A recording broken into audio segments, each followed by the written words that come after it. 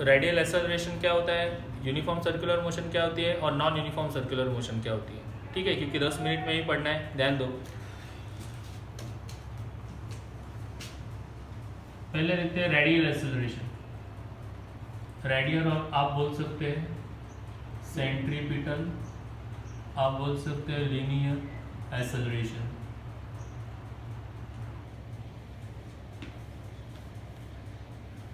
जब particle circular motion perform कर रहा है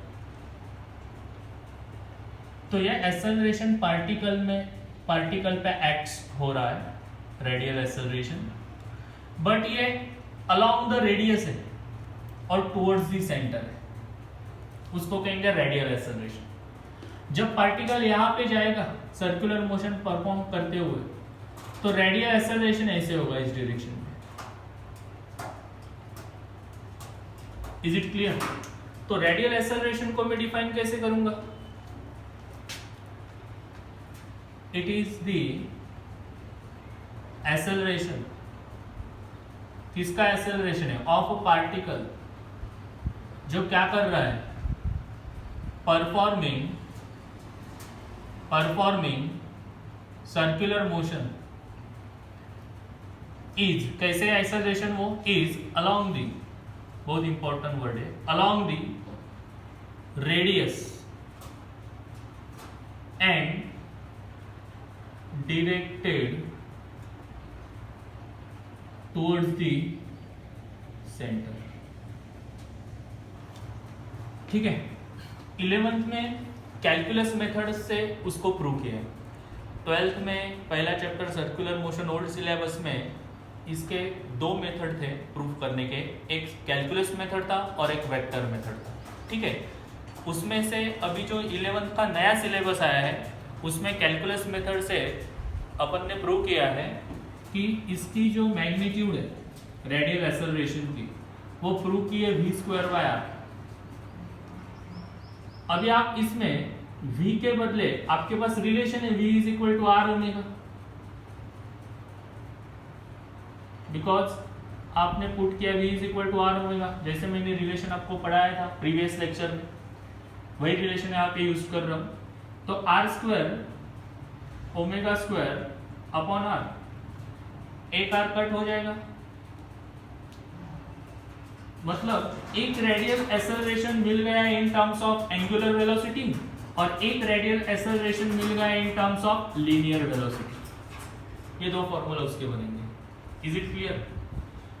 वेक्टर फॉर्म में अलग आएगा, वेक्टर फॉर्म में ये आएगा कि radial acceleration is equal to -v²/r।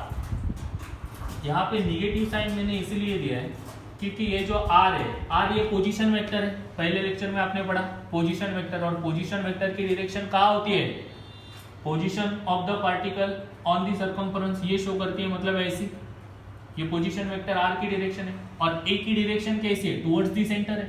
दोनों की डायरेक्शन r की अवे फ्रॉम द सेंटर और a की towards the centre, opposite direction में, इसलिए नेगेटिव साइन यहाँ पे आ रहा है। ठीक है, तो ये वेक्टर फॉर्म है और ये सब मैग्नीट्यूड है। दूसरी टर्म है uniform circular motion, that is UCM. UCM क्या होते हैं? It is the circular motion in which the speed of particle remains constant। Particle का स्पीड कांस्टेंट होना चाहिए। For example motion of the earth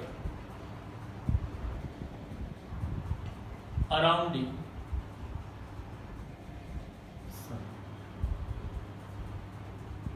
दूसरा एग्जांपल है motion of tips of hands of the clock. देखो अर्थ जो revolve हो रही है सर्कुलर ऑर्बिट में, मतलब वो सर्कुलर मोशन परफॉर्म कर रही है, उसको एक revolution around the sun complete करने के लिए 365 डेज लगते हैं। ठीक है, दूसरा रिवॉल्यूशन कंप्लीट करने के लिए भी 365 डेज लगेंगे, तीसरा 365 days, fourth one revolution 365 days. इसका मतलब वो कांस्टेंट स्पीड से रिवॉल्व हो रही है। तो क्या परफॉर्म कर रही है? सर्कुलर मोशन तो परफॉर्म कर रही है, but uniform circular motion perform कर रही है। यूनि का मतलब होता है एक, और फॉर्म का मतलब होता है टाइप, एक टाइप की, उसी कांस्टेंट स्पीड के साथ। Motion of tips of the hands of clock, आपको हैंड्स पता है, second hand, minute hand, hour hand, clock के हैंड्स, तो उनके जो टिप्स है, तो ये एक रिवॉल्यूशन कंप्लीट करने के लिए सेकंड हैंड्स को 60 सेकंड्स लगेंगे, दूसरा रिवॉल्यूशन 60 सेकंड्स ही लगेंगे, तीसरा रिवॉल्यूशन 60 सेकंड ही लगेंगे। तो सर्कुलर मोशन परफॉर्म कर रहा है, बट वो किस टाइप की सर्कुलर मोशन परफॉर्म कर रहा है? यूनिफॉर्म सर्कुलर मोशन परफॉर्म कर रहा है। Is it clear? ओके। अभी नॉन यूनिफॉर्म सर्कुलर मोशन क्या है? यूनिफॉर्म सर्कुलर मोशन में एक चीज याद रखो, ये बहुत इंपॉर्टेंट चीज है कि in uniform circular motion in UCM the magnitude of radial acceleration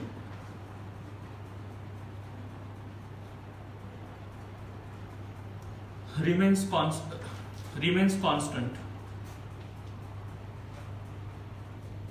but not the direction। ये जो रेडियल एक्सेलरेशन है, जैसे मैंने कहा ए, कैसे? टुवर्ड्स द सेंटर, उसकी मैग्नीट्यूड कांस्टेंट होती है, बट डायरेक्शन कांस्टेंट नहीं होती है। डायरेक्शन कांस्टेंट नहीं होती है, मतलब आप कंक्लूजन ये निकाल सकते हो कि uniform circular motion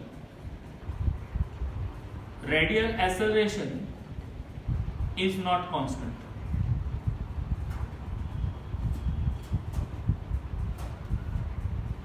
is it clear?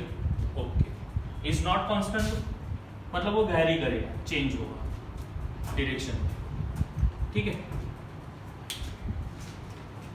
Third one देखते हैं, non uniform circular motion. Non uniform circular motion क्या है? It is also circular motion, it is a circular motion in which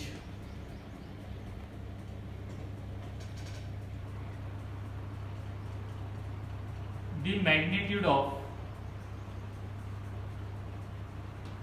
angular velocity and angular acceleration are not constant। Angular acceleration और angular velocity की magnitude constant नहीं होती। ठीक है, इसका practical application क्या है? लेट मी टेल यू कि सपोज एक पार्टिकल सर्कुलर मोशन परफॉर्म कर रहा है एंटी क्लॉकवाइज से, ठीक है, ओके, मतलब इस तरह। तो यहाँ पे एंगुलर वेलोसिटी की डायरेक्शन कहाँ पे होगी? ऊपर होगी।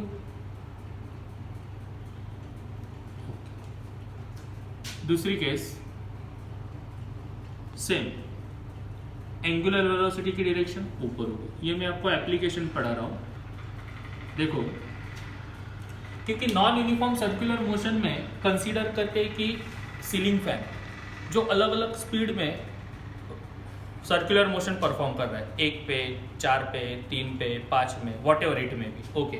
तो आप यही सोचो कि इंक्रीजिंग स्पीड, जब उसका स्पीड बढ़ता है तब क्या होता है, और डिक्रीजिंग स्पीड, जब उसका स्पीड कम होता है तो क्या होता है। Is it clear? Let me tell you कि in UCM, in non-uniform circular motion for increasing speed, अगर स्पीड बढ़ रहा है ना, increasing speed, then the direction of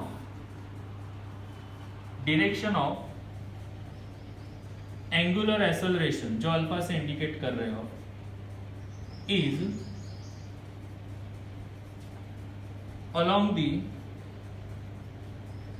direction of angular velocity omega. Case 1 में तो एंगुलर एक्सेलरेशन भी ऐसे ही रहेगा एंगुलर वेलोसिटी के डायरेक्शन में, तब स्पीड बढ़ रहा है, तब स्पीड क्या हो रहा है, बढ़ रहा है, for increasing speed, for increasing speed. लेकिन केस 2 में क्या है, decreasing speed, for decreasing speed. Decreasing speed में मैं यही लिखता हूं कि फॉर डिक्रीजिंग स्पीड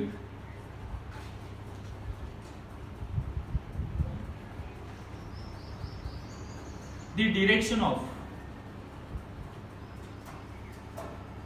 किसकी direction, direction of angular acceleration is opposite, किसको, to the direction of angular velocity. मतलब यहां पे जब फैन की स्पीड कम होगी तब ओमेगा ऊपर ही रहेगा, बट एंगुलर एक्सेलरेशन की डायरेक्शन कैसे होगी, नीचे, अपोजिट होने से स्पीड क्या होगी फैन की, कम होगी। Is it clear? तो ये नॉन यूनिफॉर्म सर्कुलर मोशन है। एक बार वीडियो पॉज करके नोट करो।